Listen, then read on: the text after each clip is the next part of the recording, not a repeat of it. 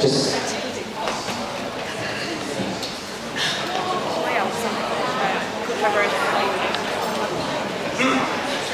Can everyone hear me? okay, I have to use my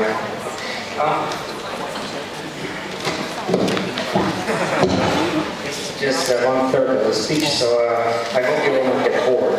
So imagine all the people would share all the world. Now, some researchers say that world without volunteers is a world. I'm sorry. Is a world without at least 140 million people. If volunteers wouldn't exist, economy would lose $400 billion and GDP would shrink for 3 to 7%, and millions third sector employees would lose their jobs. Imagine all the people sharing all the world. World where people smile less, where local communities are falling apart, and where everyone does everything for money. If volunteers were a nation, they would be at least 9th most populated country in the world. The world without volunteers would look like this. A kid that's not smiling. Yesterday, I was surfing through the internet and I went to one of my favorite websites that's called www.dummies.com. No, it's not a bad site and it's not for dummies, but it's actually a website selling books from all aspects of life on how to do something. So you can buy a book, How to Sing Karaoke for Dummies, How to Write a Romance Novel for Dummies, Molecular and Cell Biology for Dummies, a non-profit kit for dummies, etc. So there was one article, consider why to be volunteer. I found some reasons to volunteer, and those are the most general ones. The most general ones are help the community, help out friends, make new friends. You can get better resume, develop new skills, increase self-esteem, etc., etc. In my opinion, everyone else has different motives to be volunteer. None of the ones on the list are my motives to volunteer. I love Google. If you want to know something, go to Google. So I have conducted a little research. I wanted to see and assure you that good always or almost always wins. Basically, we have comparison based on number of web pages on Google. So love beats hate, optimism beats pessimism, free beats money, smile beats cry, but profit beats non-profit. Now this is a problem. So in 3 out of 4 cases, good always wins. Now, why I participate? Elaine, the project leader, told me in April on a farewell dinner for exchange students. I said farewell to all other exchange students. I left. They left. I stayed in Hong Kong. She said to me that we can learn a lot from kids, and that is so true. During the last semester, I was tutoring a group of 4 to 5, sometimes 6 secondary school students from India and Nepal. Now, they were kids that were involved into some fights. They were under social care, and they were quite troublesome on the paper. But when you get to know them, they're actually real human beings. And at first, they were very shy. I was teaching them principles of economics. Not my favorite subject, but there's not a lot to choose because I don't know Cantonese. So the hardest part was beginning. But after getting to know each other, it was much easier to know what they want and expect. This is the job, and I say job, of volunteers. Don't just focus on things and tasks that are given to you. Try to know these kids better. What they like, who is their role model, do they like to sing karaoke, spending time playing games, etc., etc. So your job is basically not to present yourself as a tutor. If you have a job to tutor them mathematics, ask them what they like. Not just mathematics, they look for friend in you. They don't look tutor or teacher. They can see teacher every day in school. Not basically what they look for. Now, I have those kids, for me it's not a one-time activity.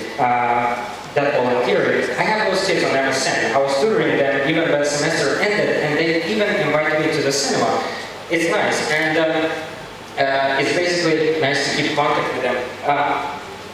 Now, there was one memory that stayed in my mind. I don't know if it's a bad or a good memory. There was a boat trip, adventure trip, volunteering with the kids, and there was like a small, each kid got assigned a volunteer, and I got assigned to one kid.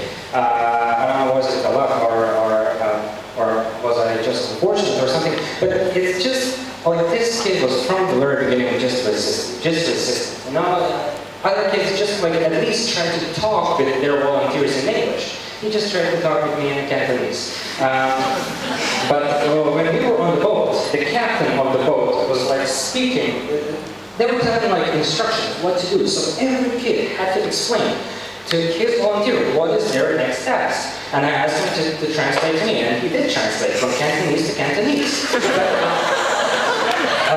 You know, this kid was very brave. I don't know where we got like misunderstanding, but that kid was very brave in almost every activity except one hanging from the rope above the sea level.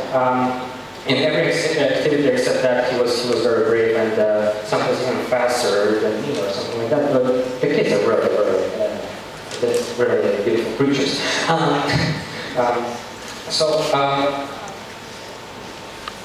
Why I love in Hong Kong. Sorry, I stopped. Why I love Hong Kong. So as I said, volunteering for me basically let me just make a difference. I come from Croatia, and I didn't have so many opportunities to volunteer during my university life. So coming to Hong Kong really, like, okay, let's say open my eyes. Why do I volunteer? Because I want to know how to get with different kids along. I want to know how will I handle my own kids when I'm older. The thing is that different motivation drives different people. Why I love Hong Kong and why I stayed here? Well, basically my stay here is not just exchange. I plan to put it in a permanent position. I already have Hong Kong ID. That's a good start, right? And I love Hong Kong because of many reasons. Food, people who are here. Basically, that's it. That's what all people say. And like John Lennon said, I started with John Lennon, I will end with John Lennon. He says he's basically a dreamer, and he just wants everybody to reunite. And if we all come to join the cause, we can make the world a better place. And my recommendations for you are: don't approach volunteerism like it's a job or a task given to you. Approach it with fun. That was for me, and approach everything on a different way, because you will have many great experience with them. And as I said last semester, I was doing some activities for volunteerism.